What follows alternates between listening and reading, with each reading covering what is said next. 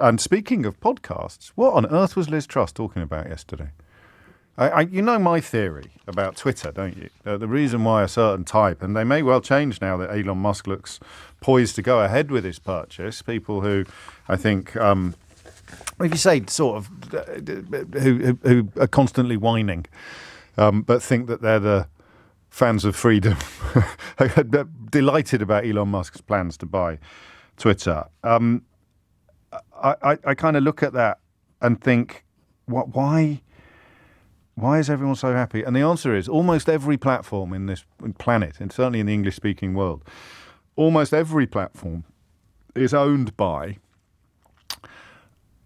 a billionaire, usually a non-dom billionaire in the context of the British media, that then does the bidding of whoever is pulling the strings. You know, they're even setting up new television stations in this country because they don't think that 90% bias in the newspapers is enough. They need to have an even less level playing field.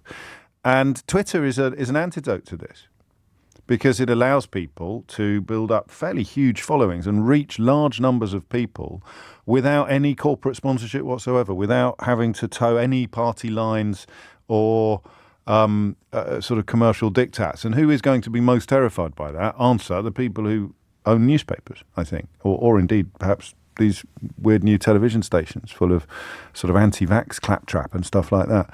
But that just intrigues me, this. So that, I think, is part of the reason why Liz Truss targeted Twitter yesterday, despite being on it.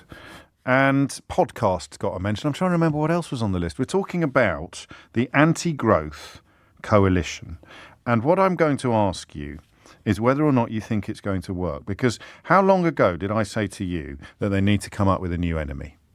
So Johnson was an aberration from politics as usual, as we know. And although some of those aberrations persist, the absence of consequences for actions, for example, or the notion of a resignation issue left the building when Boris Johnson walked into it, some of it is going to have to return because, very simply, Liz Truss is not Boris Johnson. She's not possessed of his diabolical skill set.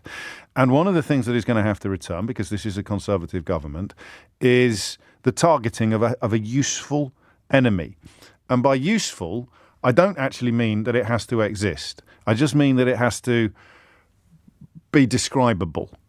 So they can't really do immigration anymore, despite Suella Braverman's attempts to do so. They can't really do refugees, although, you know, you see Farage down in Dover with his Fisher-Price binoculars, rubbing his thighs at the thought of turning up the anger dial and on various people up and down the country. But it's not going to work as an electoral measure. You're not going to be able to campaign on reducing immigration or sinking boats in the Channel if you are even vaguely aware of what our jobs figures look like. It simply, I mean, in Australia now, they're facing a genuine crisis. The shortage of young people across the planet means that soon we're going to be fighting each other, fighting for immigrants. We're going to be fighting for young people in particular to come to various countries and work and make their lives. So I don't think you can have that.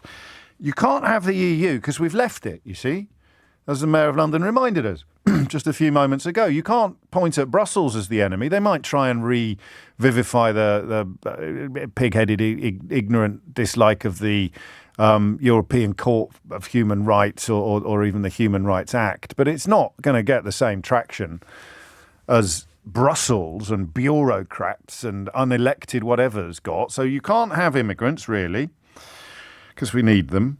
You can't have Brussels or the EU, really, because we've left it. The universal credit has filleted essentially our welfare system, so you're going to really struggle to get hatred of the unemployed off the ground because they are now so poorly served. The mythical or the very rare the hen's tooth notion of a single mother of 10 living in a mansion in Maida Vale only ever made the news because it was so rare. If it was happening a lot, it wouldn't be news, would it? It would be dog bites man. But I mean, I got tired of explaining that to you 10 years ago. So we're not going to be able to do with the unemployed or the single mothers. But Liz Truss really needs a target. She really needs an enemy. She really needs a constituency of people that her supporters can be comfortably encouraged to hate. And I don't use that word lightly. We have a Home Secretary at the moment who dreams about deporting people to Rwanda, actually dreams about it, squirms with delight at the very thought of it. This is not normal. This is, another carpet-slippered creep towards genuinely fascistic circumstances. But that's not going to work either. There aren't enough refugees or asylum seekers to actually motivate a population. So who are they going to use? We can't do immigrants. We can't do refugees. We can't do Brussels. We can't do the EU. We can't do the unemployed. We can't do the single mothers. Who's left?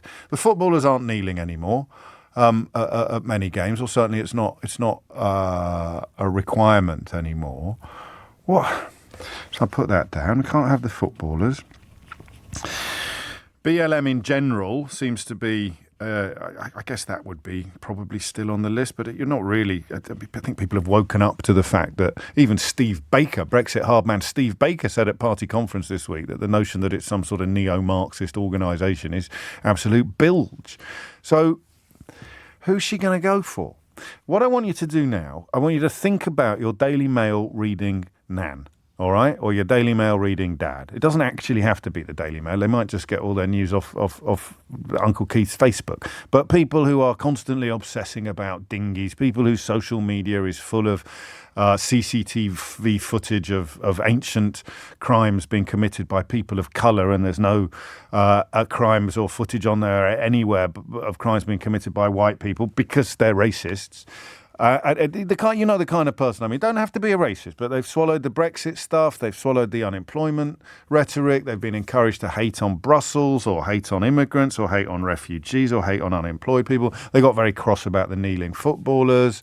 And the statues. They really care about the statues, but they don't care about history because they don't think the National Trust should be publishing their history. I could go on. You get the picture. You know exactly of whom I'm speaking. There's one in your family. Is it going to work?